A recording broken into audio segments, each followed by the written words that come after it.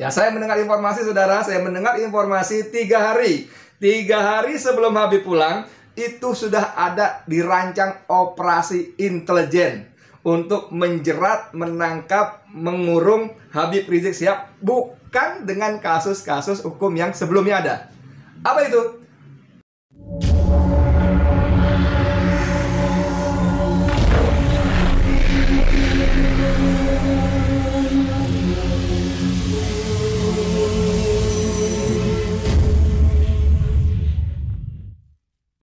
Assalamualaikum warahmatullahi wabarakatuh. Dengan saya lagi, Edi Mulyadi. Saudara sekalian, soal apa kita hari ini? Masih soal Habib Rizik. Ini memang luar biasa sekali. Manusia satu ini, waduh, saya nggak ngerti.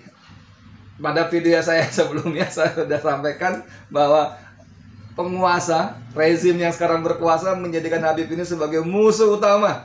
Seolah-olah negeri ini akan tenggelam oleh sikap, perilaku, eksistensi Habib Rizik. Seolah-olah negeri akan hancur berantakan.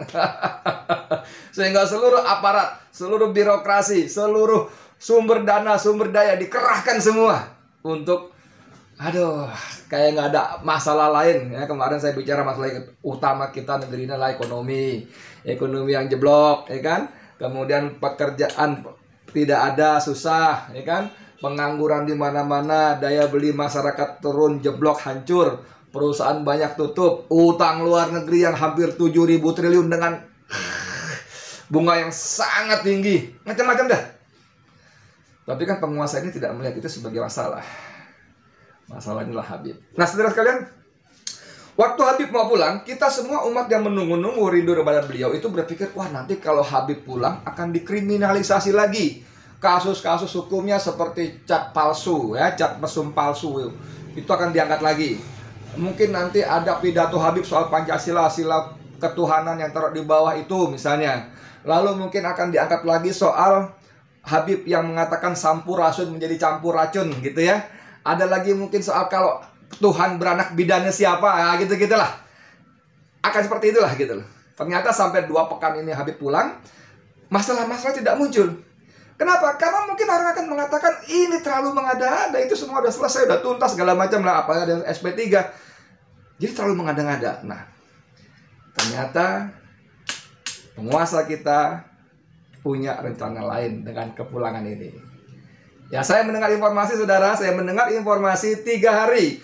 3 hari sebelum Habib pulang, itu sudah ada dirancang operasi intelijen untuk menjerat, menangkap, mengurung Habib Rizik Syihab, bukan dengan kasus-kasus hukum yang sebelumnya ada. Apa itu? Corona, COVID-19. Nah, Anda ingat, kepulangan Habib Rizik disambut jutaan manusia. Sampai Petamburan beribu-ribu ratus manusia juga berkumpul di situ. Malamnya, sorenya, kemudian ada acara di Megamendung, ada acara di Tebet, semuanya, waduh, puluhan ribu, ratusan ribu manusia berkumpul. Ini pintu masuk. Operasi intelijen masuk dari sini, saudara. Maka dijerat dengan COVID, termasuk soal rumah sakit Umi segala macam itu jadi pintu masuk yang dianggap bisa memuluskan rencana mereka. Undang-undang mengatakan bahwa orang yang kena COVID harus dikarantina, diisolasi 14 hari. Maka mereka kejar terus tuh. Kemarin Bima Arya, wali kota Bogor, wah, dengan segala semangatnya. Menurut undang-undang, saudara, itu ada yang disebut namanya klaster-klaster baru, itu harus diputuskan dengan dideklar dengan Kepres atau Perpres, saya lupa. Harus ada KKM. Apa KKM? Kondisi kedaruratan kesehatan masyarakat, KKM. Dan itu ada buktinya. Harus ada buktinya. Nggak boleh presiden bikin di Petamburan tanggal sekian karena ada acara kemudian terjadi klaster baru. Nggak bisa. Harus ada buktinya. Harus ada orang-orang yang terpapar COVID. Nah, ini menariknya, saudara. Ada, kalau ingat mundur 1-2 hari yang lalu, ya kan?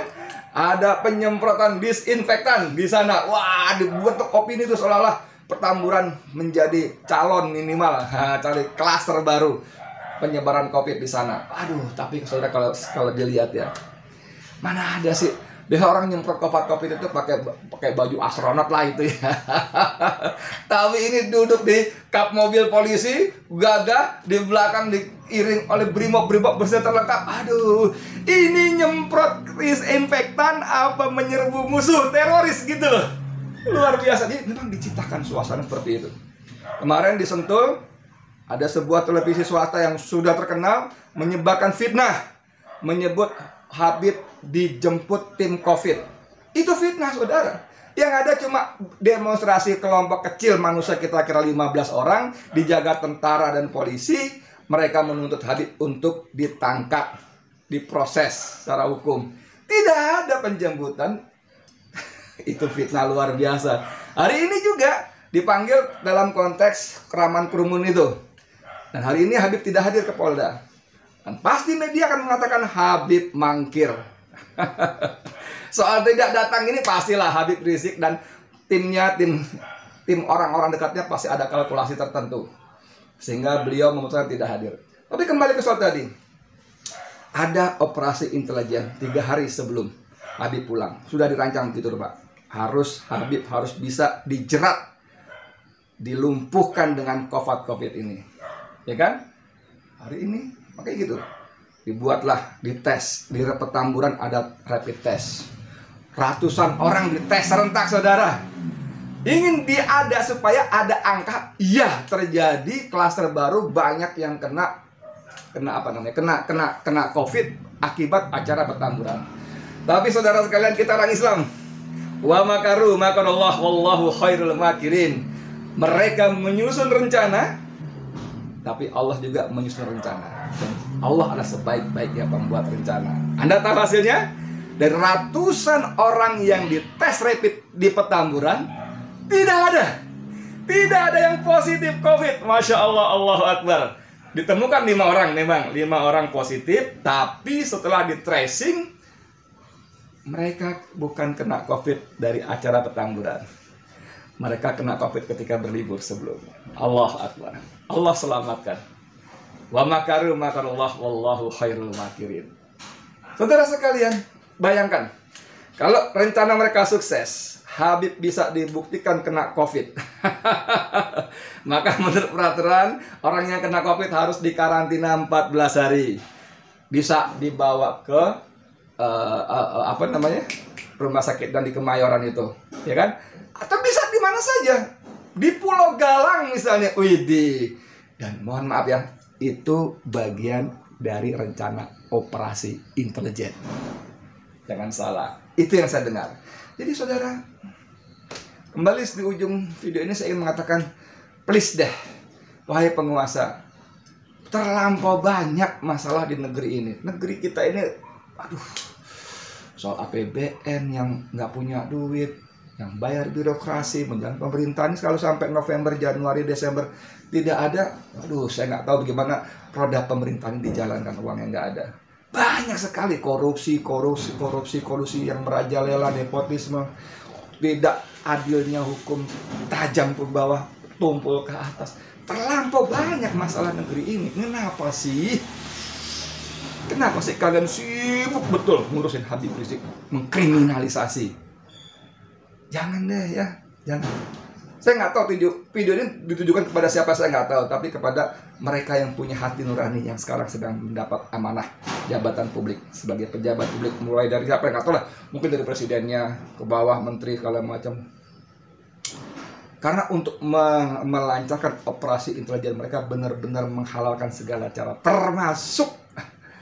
termasuk mencopot Kapolda Jabar, Kapolda Metro Jaya, Kapolres Bogor, Kapolres Jakarta Pusat, mencopot siapa lagi tuh? Oh, KUA, tugas kepala KUA yang menikahkan, mencopot. Saya dengar lagi Wali Kota Jakarta Pusat, mencopot kepala Dinas Lingkungan Hidup Jakarta Pusat. Jadi mereka korbankan semua untuk melancarkan operasi intelijen yang jahat, ini. Bos, wahai para penguasa, saya berharap kalian masih punya hati nurani. Dan saya ingatkan bahwa apapun yang kalian lakukan, ada balasan. Allah tidak tidur. Orang Jawa bilang, Gusti Allah buatan sare.